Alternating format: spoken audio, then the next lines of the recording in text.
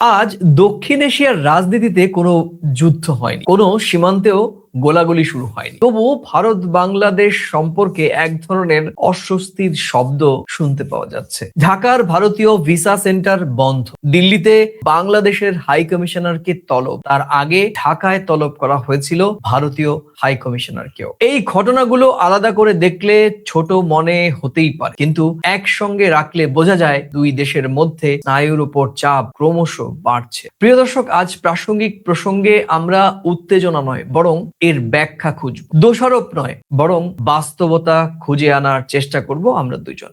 আপনারা দেখছেন প্রথম কলকাতা, সঙ্গে রয়েছে আমি সুব্রত আচার্য, আমার সঙ্গে প্রতিদিনকার মতো আলোচক, প্রথম কলকাতার ডেপুটি এডিটর, বিশ্লেষক, সাংবাদিক, আমার বন্ধু পরমাশিস খোসরায়। পরমাশিস, তোমাকে প্রথম কলকাতা স্ক্রিনে স্বাগত। পরমাশিস, তুমি দুপুরের পর থেকেই পরিস্থিতি দেখছিলে, একদিকে ঢাকার যমুনা ফিউচার পার্কে অবস্থিত ভারতীয় ভিসা সেন্টার দুপুরের পর থেকে বন্ধ ঘোষণা করে দেওয়ার নোটিশ ঝুলছিল, ঠিক সেই সময়ই দিল্লির পররাষ্ট্র মন্ত্রণালয়ে ব্যস্ত, কারণ জরুরিভাবে তলব করা হয়েছে দিল্লিতে নিযুক্ত বাংলাদেশের রাষ্ট্রদূত এম হামিদুল্লাহকে। এবং ইতিমধ্যে আমার কাছে যতটুকু খবর, সেখানে ৪৫ মিনিট এম হামিদুল্লাহ সেখানে ছিলেন এবং তাকে বিস্তারিত কিছু তথ্য এবং ভারতের পক্ষ থেকে যা আনুষ্ঠানিক বলার সেটি বলে দেওয়া হয়েছে। এবং একই সঙ্গে বাংলাদেশে তুমি জানো যে মার্চ টু ইন্ডিয়ান হাই কমিশনারের জুলাই ঐক্য যে কর্মসূচি দিয়েছে, সেটা নিয়েও কিন্তু তুমুল আলোচনা চর্চা শুরু হয়েছে। সব মিলিয়ে যেখানে 2024-এর 5 আগস্টের পর প্রতিবেশী দুই দেশের মধ্যে সম্পর্ক ক্রমশ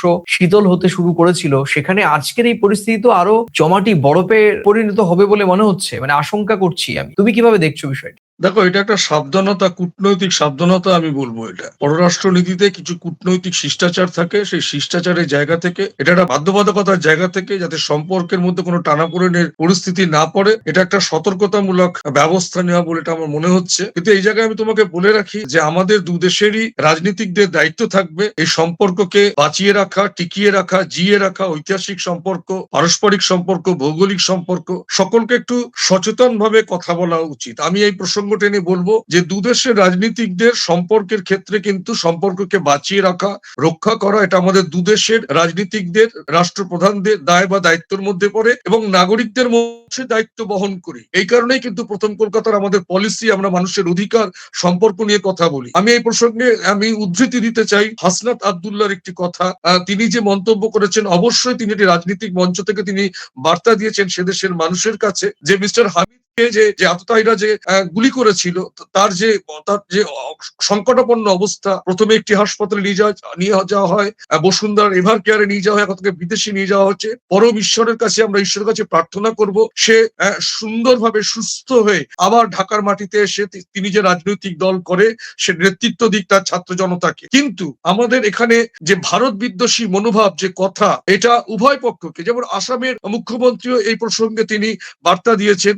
তো সেই জায়গা থেকে আমাদের দুদেশের রাজনীতিকদের যারা দায়িত্বে আছেন, তাদের দুদেশের সম্পর্ককে বাঁচিয়ে রাখার জন্য এটা আমাদের অত্যন্ত সচেতন ভাবে লালিত করতে হবে আমাদের দুদেশের সম্পর্ককে। আর যেটা পররাষ্ট্র মন্ত্রণালয় থেকে বাংলাদেশের পররাষ্ট্র মন্ত্রণালয় যেমন আমাদের ইন্ডিয়ান হাই কমিশনকে ডেকেছিল কিছু জিনিস জানাতে বা বুঝাতে, সেই জায়গা থেকে আমাদের পররাষ্ট্র মন্ত্রক, যেটা ইতিমধ্যেই আমি আগেও বলেছি, যে বাংলাদেশের গণতান্ত্রিক পরিবেশকে ভারতের সরকার সবসময় দেখতে চায়, পাশে থাকতে চায়, সেই বার্তা দিয়েছে। এবং আজকের এই ঘটনা হয়তো ভারতও কিছু সরাসরি সে দেশের যে হাই কমিশনার রয়েছেন আমাদের দিল্লিতে মিস্টার হামিদুল্লাহ সাহেব, তাকে হয়তো কোনো বার্তা দেওয়ার চেষ্টা করা হচ্ছে। এই বার্তা দেওয়া কিন্তু আমি মনে হয় না কোনো সম্পর্কের টানাপোড়েনের, সম্পর্ককে বাঁচিয়ে রাখার জন্য কোন রকম কূটনৈতিক ভাবে পররাষ্ট্র নীতিতে কূটনৈতিক বোঝাপড়ার ক্ষেত্রে কোনো হয়তো আলাপচারিতা হতে পারে বলে এটা আমার ব্যক্তিগত অভিমত। কয়েকটি গুরুত্বপূর্ণ বিষয় আগে একটু জেনে নেই। এই বিষয়গুলো যদি সোজা প্রশ্ন করি, তাহলে যখন ভিসা সেন্টার বন্ধ হয় পরমাশিস, কোন সরকার সবচেয়ে বেশি ক্ষতিগ্রস্ত হয়? কোন সরকার সবচেয়ে বেশি ক্ষতিগ্রস্ত হয়? নাকি ক্ষতিটা হয় সাধারণ মানুষের, যাদের চিকিৎসা, পড়াশুনো, জীবিকার জন্য এই ভিসার বিষয়টি অত্যন্ত প্রয়োজন বা জড়িয়ে রয়েছে তারা? আর যখন কূটনৈতিক মিশনকে ঘিরে রাস্তায় উত্তেজনা তৈরি হয়, তাতে কি কোনো রাজনৈতিক সমাধান আদৌ আসে, নাকি দুই দেশের দূরত্ব আরো চওড়া হয়? দেখো, আমি তোমার একটা কথা বলি, অবশ্যই ভিসা বন্ধ মানে সাধারণ মানুষের মধ্যে ইফেক্ট পড়ে, কিন্তু এই মুহূর্তে বাংলাদেশের রাজনৈতিক বাতাবরণ থেকে যে বার্তা আসছে যে আওয়ামী লীগ পন্থী লোকজনরা ইন্ডিয়াতে বসে বাংলাদেশে নির্বাচন বা আনুষঙ্গিক রাজনৈতিক পরিস্থিতিকে একটা সরগরম বা একটা অপ্রীতিকর জায়গায় নিয়ে যাওয়ার চেষ্টা করা হচ্ছে, সেই জায়গা থেকে আমার মনে হয় ভারত সরকার কিছু ভাবনা চিন্তা করেছে যে নির্বাচন যতক্ষণ না হচ্ছে সুষ্ঠুভাবে বাংলাদেশে, সেই জায়গা থেকে দাঁড়িয়ে চোরা পথের ব্যাপারটা তো আটকানো যাবেই, কিন্তু কেউ অছিলায় কোন রকম ভাবে যাতে ভারতে এসে কোন রকম কোন বাংলাদেশের এই শান্তিপূর্ণ পরিবেশকে যারা আগামী দিন সুন্দর বাংলাদেশ গড়তে চাইছে, অন্তর্বর্তী সরকার বা অন্যান্য বাংলাদেশের দায়িত্ববান রাজনীতিকরা বাংলাদেশের সাধারণ মানুষের অধিকারের প্রশ্নে যে আগামী 12ই ফেব্রুয়ারি গণ উৎসবের জায়গা রয়েছে, সেই জায়গা থেকে বাংলাদেশ থেকে কোনো মানুষ এই সময় অন্য কোনো পরিচয় বা অন্য কোনো পন্থায়, সেটা যে কোনো কারণে আসতে পারে, ভিসা তো বিভিন্ন কারণে হয়, এসে কোন রকম ভাবে আমার মনে হয় ভারত সরকার এই জায়গাতে একটা সতর্কীকরণ ব্যবস্থা নেওয়া এবং এটা একটা বার্তা দেওয়া যে আমরা কিন্তু কোনো বিষয়টাকে কোনোভাবে মানে না আসতে পারলে দেশে বসে সেটা কিছু কাজ করতে পারবে না, সেই জায়গা থেকে আমার মনে হয় এটা একটা বার্তা দেওয়া যে আমরা আপাতত, এটা আমার ব্যক্তিগত অভিমত, আমি জানি না এটা কি হতে চাচ্ছে, কিন্তু আমার ব্যক্তিগত অভিমত, ভারত সরকার কিন্তু বাংলাদেশের নির্বাচনের আগে একটু ধীরগতিতে চলো, দূরে থেকে পুরো বিষয়টিকে অবজার্ভ করো এবং একটু সাবধানতা অবলম্বন করো, সেই জায়গা থেকে হয়তো কোনো কূটনৈতিক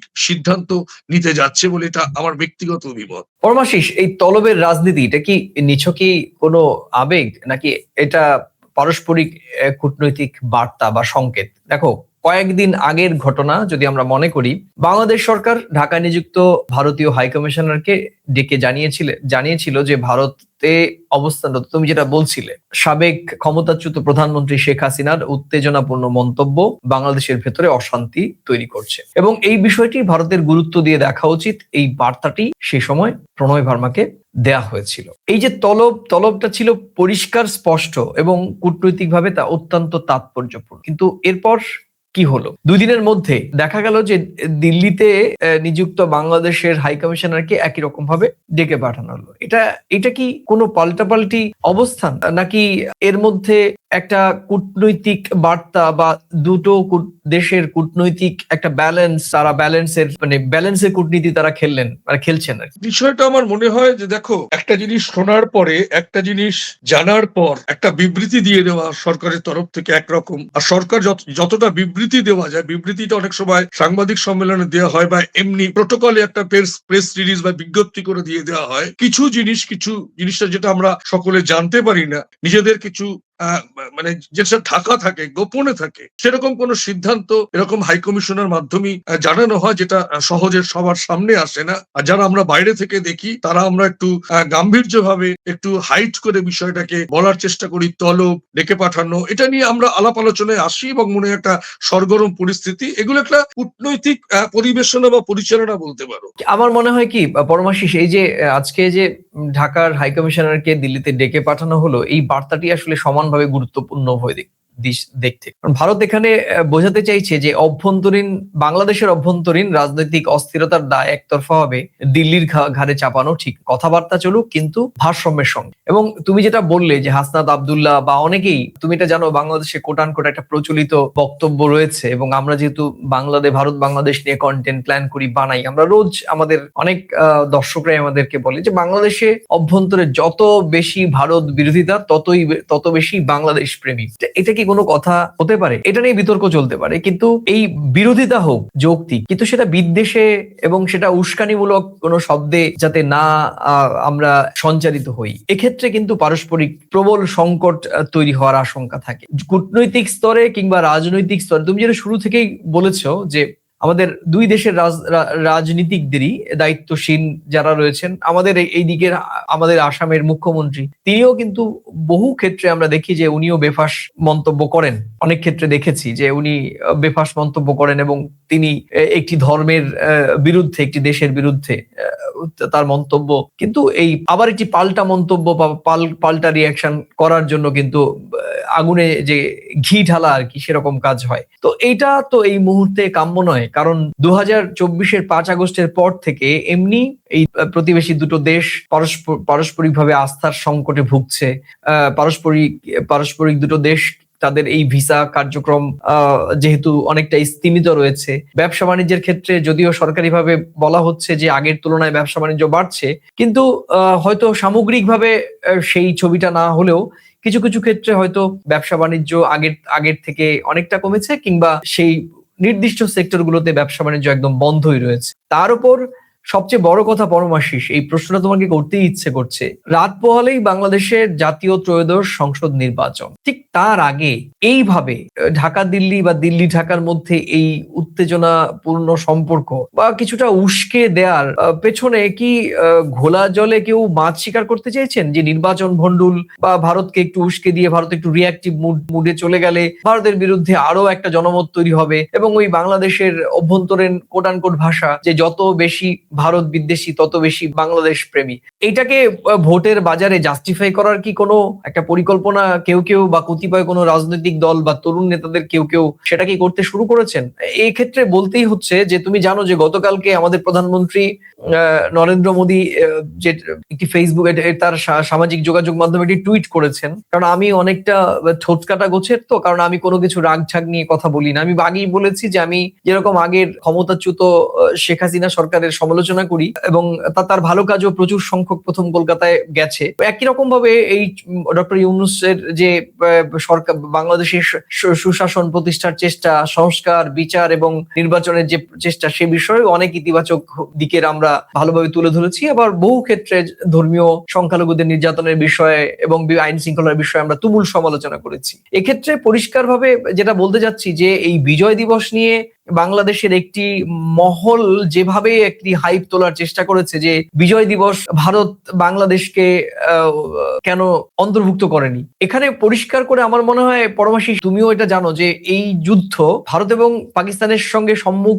যুদ্ধ, সেটা তো বাংলাদেশ নামের একটি দেশ তৈরি হবার জন্য যে যুদ্ধ করেছিল এবং সেই 13 দিনের যুদ্ধ, পাক ভারত যুদ্ধ, এটা কিন্তু বাংলাদেশের জন্যই যুদ্ধ, কিন্তু সম্মুখ সমরে যে যুদ্ধটা হয়েছিল ডিসেম্বরের 3 তারিখ থেকে 1971, এবং সেটা 16ই ডিসেম্বর গিয়ে যেটা আত্মসমর্পণের মধ্য দিয়ে যে যুদ্ধের পরাজিত হন পাকিস্তানের সেনাবাহিনী এবং সেই সঙ্গে বাংলাদেশ নামের একটি দেশ তার ভূমিষ্ঠ হয়। এক্ষেত্রে বাংলাদেশ তো 9 মাস তারা বাংলাদেশের প্রাণ, যারা 30 লক্ষ মানুষ শহীদ হয়েছেন তাদের রক্তের বিনিময়ে বাংলাদেশ অর্জিত হয়েছে। বিজয় দিবস তো বাংলাদেশের দিক থেকে শতভাগ, সেটা একেবারে শতভাগ বাংলাদেশের দিক থেকে তারা যেরকম ভাবে উদযাপন করেন, এক্ষেত্রে এটা নিয়ে কোনো প্রশ্ন আসতেই পারে না।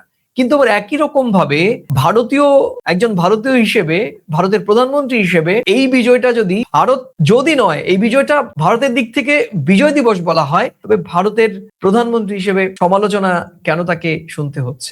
দেখো, আমি তোমাকে এখানে পরিষ্কার বলে দিচ্ছি, তোমার বাড়িতে অনুষ্ঠান হচ্ছে আর আমার বাড়িতে সেই অনুষ্ঠানের খাবার আসছে, এটার মানে বিজয় দিবসটা কেন হয়েছিল? বাংলাদেশের স্বাধীন বাংলাদেশ গড়ার জন্য যুদ্ধ হয়েছে, যুদ্ধে জেতাটা মানে বিজয়টা কবে? 16ই ডিসেম্বর। তাদের জন্য বিজয়টা হয়েছিল, বাংলাদেশের মানুষের জন্য। যুদ্ধে ভারত পাশে দাঁড়িয়েছিল, তো ভারত সেই দিবসটাকে যদি সেলিব্রেট করে ভারতের মাটিতে দাঁড়িয়ে, এটা তো বাংলাদেশের সাধারণ মানুষের গৌরবান্বিত হওয়ার কথা। টুইটে বাংলাদেশ শব্দটা উনি ব্যবহার করেননি, তিনি তো মনে করছেন যে বাংলাদেশের মানুষের পাশে ইন্দিরা গান্ধী যেভাবে দাঁড়িয়েছিল, বর্তমান ভারত সরকার বাংলাদেশের পাশে ঠিক তেমন ভাবেই দাঁড়াবে। তাদের বিজয় দিবস মানে আমাদের বিজয় দিবস। আর যেটা প্র্যাকটিক্যালি 16ই ডিসেম্বর সকালবেলায় বিজয় দিবস কি ভারত সরকার তাদের নিজস্ব সেনাবাহিনীদের নিয়ে করেছেন? মুক্তিযোদ্ধাদের আনিয়ে সেই পুষ্পার্ঘ্যটা অর্পণ করা হয়। এটা তো আমাদের সবান্ধব পরিবারের মতন ব্যাপার, আলাদা করে কেন বলবে? না,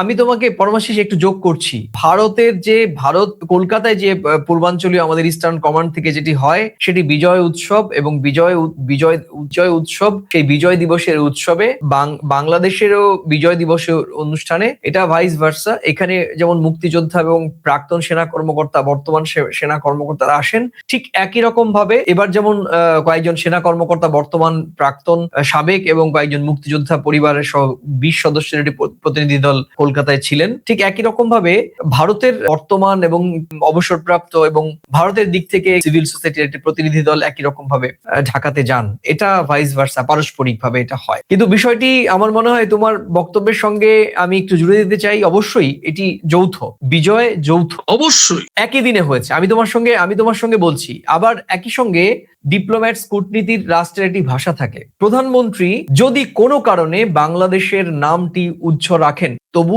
বিজয় দিবস ভারতের এন্ড থেকে জাস্টিফাইড, এটা আমি বলতে চাইছি। কেন জাস্টিফাই সেটাই বললাম, যে ভারত পাক যুদ্ধের ইতিহাস যে কটি যুদ্ধ হয়েছে তার মধ্যে আর অন্যতম যুদ্ধ, সবচেয়ে কম সময়ের যুদ্ধ 1971 সালের 3 ডিসেম্বর থেকে 16 তারিখ। সেই যুদ্ধটি ভারত পাকিস্তানের হয়েছিল। কেন হয়েছিল? বাংলাদেশকে সামনে রেখে। কিন্তু বাংলাদেশ তার স্বাধীনতা অর্জন যে প্রক্রিয়া, সেটি বাংলাদেশের মানুষই করেছেন। 30 লক্ষ মানুষ হয়েছেন, প্রচুর নারী সম্ভ্রম হারিয়েছেন। ভারত মিত্র শক্তি হিসেবে বাংলাদেশের স্বাধীনতায় সহযোগিতা করেছেন। ভারত করেছে, ভারতীয় সেনাবাহিনীরা এখানে বীর দর্পে তারাও প্রাণ বিসর্জন দিয়েছেন। 13,000-এর মতো ভারতীয় সোলজার নানা রকম ভাবে জখম, আহত, অনেকের হাত পা নেই, তারা কিন্তু শারীরিকভাবে বিকলাঙ্গ হয়ে রয়েছেন অনেকেই। সুতরাং এই জিনিসগুলোকে এই মুহূর্তে দাঁড়িয়ে সামনে এনে কোনো দেশ থেকেই, আমার মনে হয় কোনো দেশ থেকেই বিতর্ক তৈরি করা এই বিজয়ের মাস অর্থাৎ ডিসেম্বরে, আর যেহেতু ভারত এবং বাংলাদেশের মধ্যে একটি সম্পর্কের একটা শীতলতা চলছে, আর বাংলাদেশে রাত পোহালেই ভোট, আমার মনে হয়, আমি পরমাশিস অনেকগুলো কথা বললাম এ কারণেই বললাম যে আমার মনে হয় এখন বাংলাদেশ নির্বাচন চাইছে, বাংলাদেশের সাধারণ মানুষ নির্বাচন চাইছেন, কারণ নির্বাচনের জন্যই তাদের এই লড়াই, নির্বাচনকে গুরুত্ব দেওয়া। এই যে এই মুহূর্তে দাঁড়িয়ে ভারত বাংলাদেশের কূটনৈতিক সম্পর্ক কাদা ছোড়াছুড়ি যেটা শুরু হয়েছে, সেটা কেউ এনক্যাশ করতে পারে, এটাকে কেউ এনক্যাশ করতে পারে ভোট বাক্সে অন্যরকম সেন্টিমেন্ট দিয়ে। একদমই তাই। আমার মনে হচ্ছে তুমি এখানে একটু তোমার বিশ্লেষণটা আমি শুনতে চাই, যে কি কি কারণ হতে পারে। কারণ কালকে যেমন প্রধানমন্ত্রীর টুইট করা নিয়ে তুমুল সমালোচনা হয়েছে, বাংলা বিজয় দিবসে বাংলাদেশের নাম উচ্চারণ করেনি, উনি কেন করেননি সেই কারণও থাকতে পারে। আমি মনে করি যদি বাংলাদেশের নাম উনি আগে উচ্চারণ করেছেন, যদি 2 বছর ধরে তার উচ্চারণ না হয়ে থাকে, তাহলেও নিশ্চয়ই তার কারণ থাকতে পারে। কারণ ডক্টর মোহাম্মদ ইউনূস রাষ্ট্রপ্রধান, তিনিও গত 16 মাসে তারও অনেক ভূমিকার ক্ষেত্রে কোথাও গিয়ে কূটনীতিক কারা, কূটনীতিক আমাদের মতোই তো মানুষ, তারা তো রোবট নন, তাদেরও আবেগ, কষ্ট, ক্ষোভ, যন্ত্রণা, ক্রিয়া প্রতিক্রিয়া থাকতে পারেন, তাই না? যদি 16 মাসে অনেক ইস্যু, অনেক বক্তব্য, অনেক কিছু যেগুলো হয়তো অনভিপ্রেত ছিল, ভারতকে তা কিন্তু দেখতে হয়েছে। আমি বলছি না যে আমাদের প্রধানমন্ত্রী কোন পয়েন্ট অফ ভিউ থেকে বাংলাদেশের নাম বাদ দেননি, কেন বাংলাদেশের নাম বাদ দিলেন, বা সেই বিষয়ে এটা আমার অভিমত। উনি যদি খুব সচেতনভাবে ভারতের বিজয় দিবস বলেও থাকেন, তাহলেও সেটা জাস্টিফাইড, কিংবা তিনি যদি সচেতনভাবে বাংলাদেশের নামটি বাদ দিয়েও থাকেন, আমি তাহলে বলবো যে সেটাও কূটনৈতিকভাবে হয়তো বিশেষ কোনো বার্তারই ইঙ্গিত দেয়। তুমি কিভাবে দেখছো? দেখো, আমি তো বলবো যে মিত্র শক্তি হিসেবে যখন আমি তোমার পাশে গিয়ে দাঁড়াবো, আমি তো তখন এটা ভাববো না যে তোমার পাশে আমি আলাদা করে এসেছি। লড়াইটা তখন আমাদের সঙ্গে যৌথ লড়াই ছিল, আমরা জিতেছিলাম। জিতে যাওয়ার কারণে বাংলাদেশ স্বাধীন হয়েছে, এটা তো আমাদের সকলের যৌথ লড়াই ছিল, সেই লড়াই আমরা জিতেছি। কেউ বলেছে এককভাবে আমরা যদি লড়াই? আচ্ছা, আমি প্রশ্ন করছি, তুমি উত্তর দেবে, আমি বেশি কথা বলবো না। কেউ বলেছে এটা ভারতের একক লড়াই ছিল? কেউ বলেছে বাংলাদেশের একক লড়াই ছিল? বাংলাদেশের পক্ষ থেকে বহু ক্ষেত্রে বলা হচ্ছে বাংলাদেশের একক লড়াই ছিল। ভারত ভারতের একক লড়াই। ভারত বলছে বাংলাদেশকে ইস্যু করে 3 তারিখ 1971, 3রা ডিসেম্বর থেকে 1971 16ই ডিসেম্বর পর্যন্ত পাক ভারত সম্মুখ সমরে 1:1 যুদ্ধ হয়েছিল। সেখানে আমি কেন বিজয় দিবস বলবো না? যারা এটা সমালোচনা করছেন, আমার মনে হয় তারা ভারত এবং বাংলাদেশের সম্পর্কের জায়গায় চিড় ধরাতে চাইছেন। সেই চিড় ধরানোকে কাজে লাগিয়ে বাংলাদেশের নতুন রাজনৈতিক পরিসর তৈরি করতে চাইছেন, নির্বাচনের আগে নিজেদের ভোট ব্যাংকিং করার জন্য। কিন্তু বাংলাদেশের সাধারণ মানুষের কানে কান পাতলে শোনা যাচ্ছে, তারা চায় না বাংলাদেশের সাধারণ মানুষ ভারত এবং বাংলাদেশের সম্পর্ক যেটা ঐতিহাসিক, সেটা আগামীর পথে আরো সহস্র মাইল, সহস্র যোজন দূরে সেই সম্পর্ক টিকে থাকুক। কোনো রাজনৈতিক অভিসন্ধি নিয়ে কোনো মন্তব্য সমাজ মাধ্যমে, কোনো দায়িত্বশীল রাজনীতি ভারত এবং বাংলাদেশের সম্পর্ককে, ঐতিহাসিক সম্পর্ককে, দৈনন্দিন সম্পর্ককে, সামাজিক সম্পর্ককে, ভৌগোলিক সম্পর্ককে ক্ষুণ্ণ করার চেষ্টা করবেন না। তাহলে কিন্তু বাংলাদেশের সাধারণ মানুষের প্রতি আবার সে অবিচার নেমে আসবে। পরমাশিস, আমরা তো আগেও বলেছি যে শেখ হাসিনাকে আশ্রয় দেওয়ার বিষয়ে বাংলাদেশের একটি বড় অংশের মানুষ তারা ক্ষুব্ধ দিল্লির প্রতি। এটা মানে একেবারে জলের মতো পরিষ্কার, দিল্লির কাছেও খবর রয়েছে, ভারত বাংলাদেশের ওই উভয় পক্ষের কূটনীতিকরা যারা রোজ নিজেদের মধ্যে কথাবার্তা চালিয়ে যাচ্ছেন সম্পর্কে পারস্পরিক সমস্যা সমাধানের জন্য, তারাও জানেন। কিন্তু শুধুমাত্র শেখ হাসিনা ইস্যুতেই কি আজকের এই পরিস্থিতি তৈরি হয়েছে বলে মনে হয়?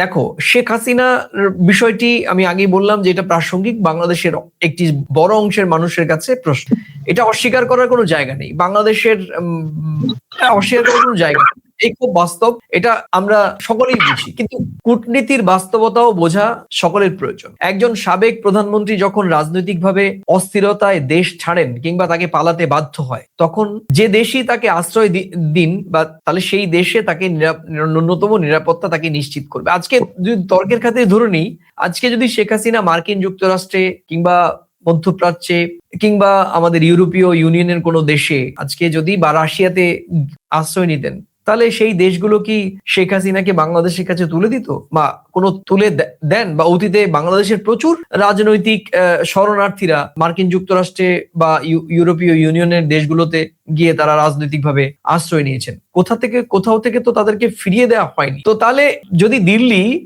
এবং দিল্লি শেখ হাসিনাকে আশ্রয় দিয়ে থাকেন, তাহলে দিল্লি বা কেন শেখ হাসিনাকে আবার ফিরিয়ে দেবেন? তাহলে দিল্লির দোষটা কোথায়? না, সেক্ষেত্রে তো দিল্লি বলেই দিয়েছে উনি যে পরিসর বা যে পরিবেশের কারণে, যে পরিস্থিতির কারণে দিল্লিতে এসেছেন, ওনার যখন মনে হবে উনি চলে যেতে পারে, আমরা আটকাবো না। আটকাবেই বা কেন? উনি নিজের ইচ্ছায় এসেছেন, নিজের ইচ্ছায় যাবেন। ভারত সরকারের তরফ থেকে তো বলে দেওয়া হয়েছে, এবং দুদেশের তরফ থেকে, পররাষ্ট্র মন্ত্রণালয়ের তরফ থেকে কিন্তু বলা হয়েছে ভারত এবং বাংলাদেশের সম্পর্কের সব ক্ষেত্রের সম্পর্কের বীজ যে বপন হয়েছিল, সেই বপনের যে বহমানতা সব সময় বজায় থাকবে, সেখানে শেখ হাসিনা ইস্যু কোনো ইস্যু হতে পারে না। অবশ্যই তাই। আমার আমার আমার কেন জানি মনে হচ্ছে পরমাশিস যে আমরা কোথাও গিয়ে খুব সংকীর্ণ মানসিকতার দিকে এগোচ্ছি। কোথাও রাজনীতি, কিন্তু এটা রাজনীতি মানে সুস্থ রাজনীতি নয়, এটা অপরাজনীতি। আমাদের এখান থেকেও হচ্ছে, বাংলাদেশ থেকেও হচ্ছে, আমাদের এখান থেকেও উস্কানিমূলক বক্তব্য দিচ্ছে একটা শ্রেণীর রাজনীতিকরা, একটা শ্রেণীর গণমাধ্যম। বাংলাদেশের থেকেও উস্কানিমূলক বক্তব্য আসছে, একটা শ্রেণীর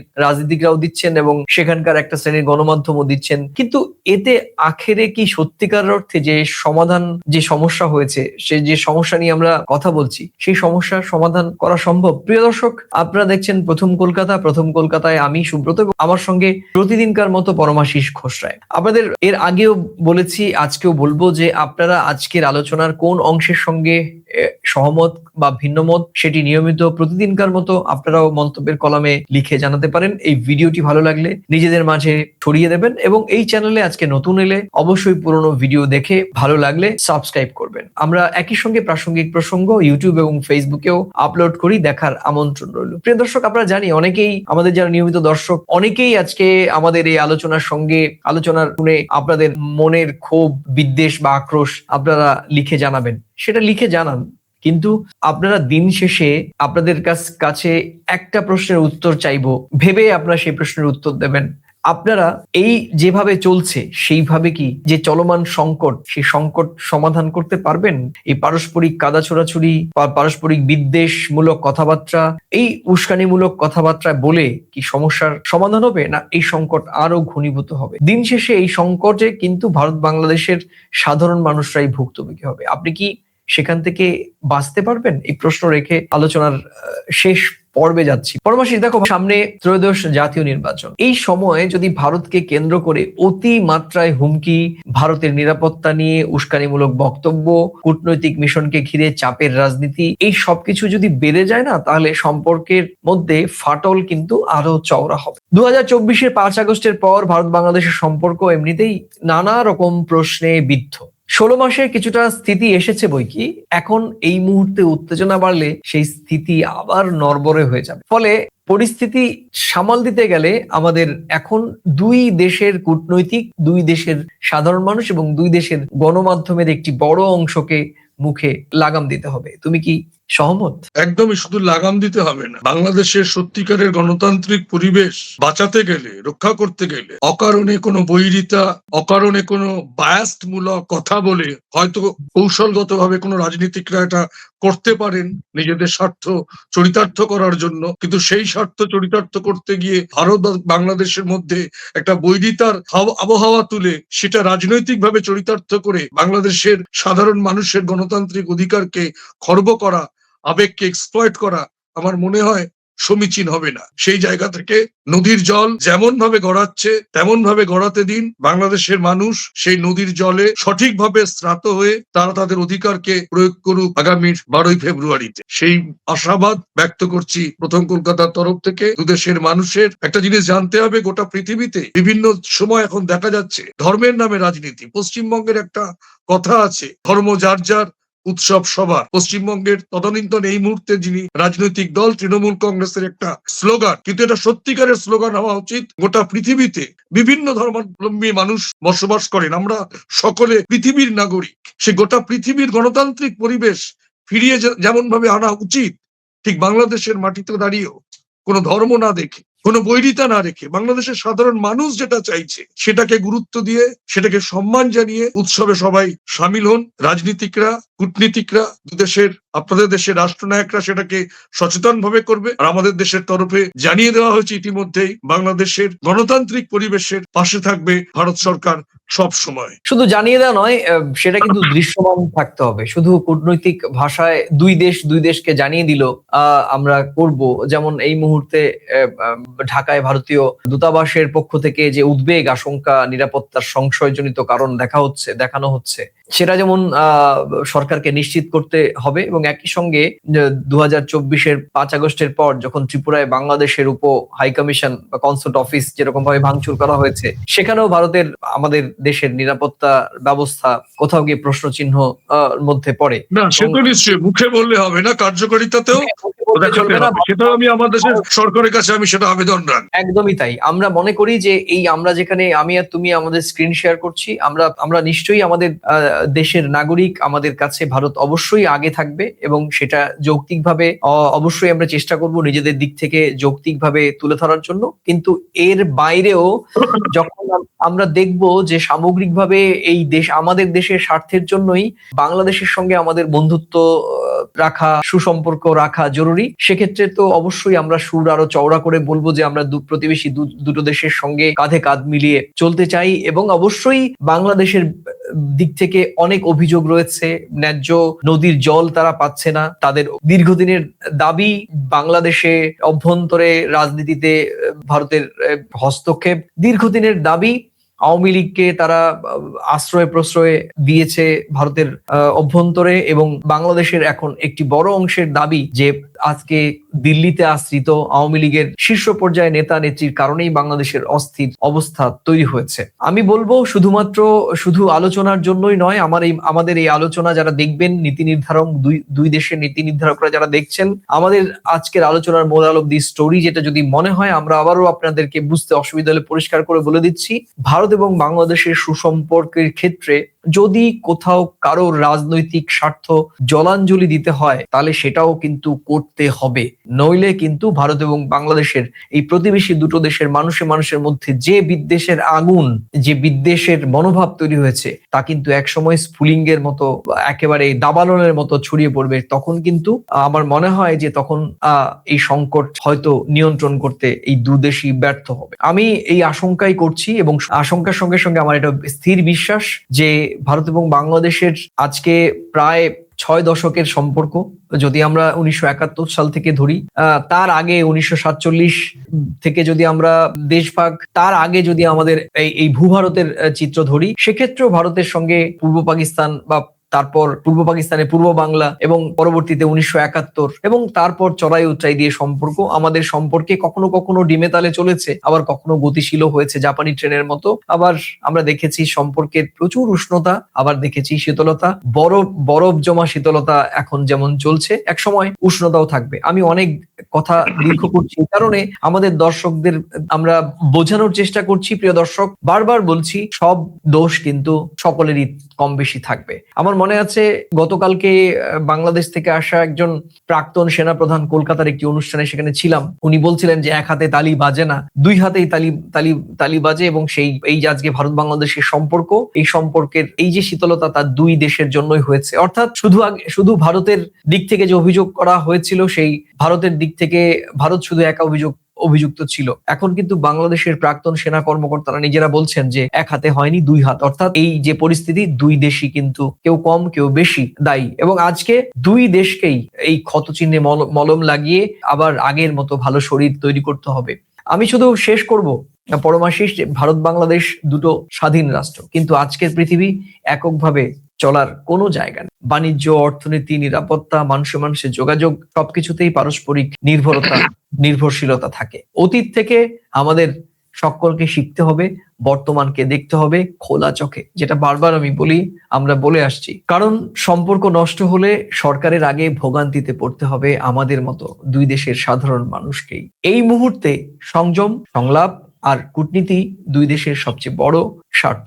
যেমন প্রতিবেশী বদলানো যায় না, কিন্তু সম্পর্কের দিন বদলানো যায় বুদ্ধি দিয়ে, ধৈর্য দিয়ে, কথোপকথন দিয়ে। পরমাশিস, তোমাকে অনেক ধন্যবাদ। তুমি দীর্ঘ সময় আমার সঙ্গে আলোচনায় ছিলে।